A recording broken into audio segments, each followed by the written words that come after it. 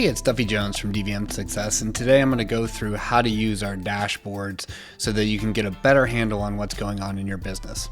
Let's jump in. After logging onto our website, you're going to come to the home page and you're going to see your hospital name here, and then you're going to have some buttons down here below, and these will take you into the different dashboards. The first dashboard that we typically recommend you start with is the practice evaluation dashboard. This is going to give you the most information on how your hospital is doing overall and the areas of improvement. So when you come on here, it's going to come onto the revenue button, and what it's going to do is your blue line gives you your current revenue based on these months of the year. And this is coming from your QuickBooks connection. And it's also going to then show you the optimized revenue that we feel like for your practice based on size, number of doctors. And so what you really want to see is you want to see the blue line again above the yellow line. That means you're overproducing the revenue that we thought you would produce. So that is great. So this hospital is doing very, very well here. When we go up to the top boxes, we start to see a couple different things. We see an EBITDA 3-year trend. When you hover over any circle, it'll give you the 2024 kind of year-to-date EBITDA right now, and we have a target at 23, so this hospital is doing way over that, which is very good. We like to see that, and you can see what they did in 23. We can see what they did in 22, and you can go down the years from there. You can see labor, COGS, as well, because those are the biggest drivers of your overall EBITDA, and we're going to talk about those individually. But this gives you the 3-year trend of your labor percentage, gives you your 3-year trend of your COGS percentage, and again, your 3-year trend of your overall revenue.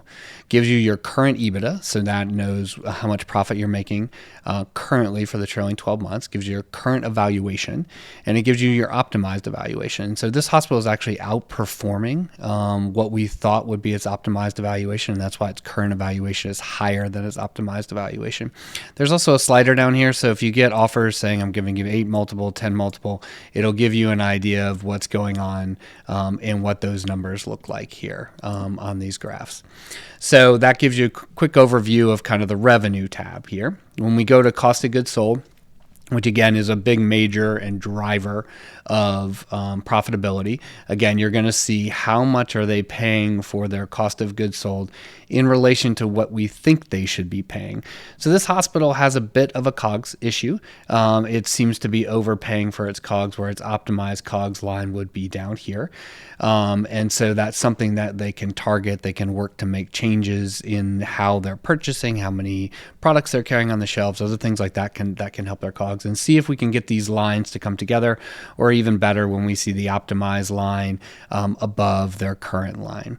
Same thing with labor. When we click on their labor expense right here, we can see that this hospital is actually doing a very, very good job of working on their labor. So their labor line is below their optimized line, and that's what's adding to their EBITDA, because they're not doing such a great job with COGS, but they are doing a very good job with their labor, and so that is what's giving them the profitability. And whenever you hover, you can see exactly what the trailing 12 months was in dollars here, and it kind of gives you the trends. What we really like about these trends is that when you start to make changes, if you say, hey, we hired a person here, we let person go here, we changed a job, we did these things, you can then see in that month and then going forward if those changes are helping your overall EBITDA and helping in either your cost of goods sold or your labor.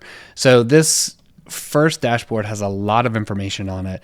We wanted to give it to you in pieces where you could start to put things together and understand kind of the drivers of EBITDA, and then see how when you change those, what really happens to your overall EBITDA. From there, you can go back to our main page here, and you can go into cost evaluation. And what the cost evaluation is going to do is kind of break down the areas where you can start to improve. So we broke them into cost of goods sold, DVM compensation, support staff compensation, and operating expenses. And what this is going to do is this is going to pull it out of your P&L amount from your QuickBooks. It's going to give you a percentage of your revenue. So the cost of goods sold right now are running at 24%, and we saw that on the graph. They're running a little bit high. Their optimized spend amount would be 828, and so they need to reduce that. So it gives them a really good target on how to reduce that. We also then give them a budget down here. So this would be based on the revenue that they had the previous week, and so this would be the next week's COGS budget. So that'll start to give them a number that they can shoot for to really get to to that COGS to an 18 from a 24. So that's some real valuable information there. We've got DVM compensation at 8,000, which is 0. So what this is going to highlight here is that all of these dashboards are only as good as the data in your QuickBooks. And so this is all based on the AHA VMG chart of accounts. And so if we have something miscategorized in that chart of accounts, it's going to come up with some interesting data like this. And so it looks like they probably have their DVM compensation mixed in somewhere, probably with the support staff. And so they need to have their accountant kind of straighten that up. And that'll give them a better idea of, are they overpaying for their DVM comp or not. One of the things we recommend on all these dashboards is that you go ahead and convert your QuickBooks to the VMG AHA chart of accounts. Very easy to do. Your accountant can do it. We have people that can do that for you as well too. And what it does is it starts to line everything up so that we're getting very consistent data and very consistent reporting. This is good for business because it's going to help you measure yourself against other hospitals. And should you ever want to exit at some point, that's what they're going to look for, and they're going to want you to convert that into the AHA VMG chart of accounts. So it's better just to do it now, use that information to really make your business better and really drive profitability.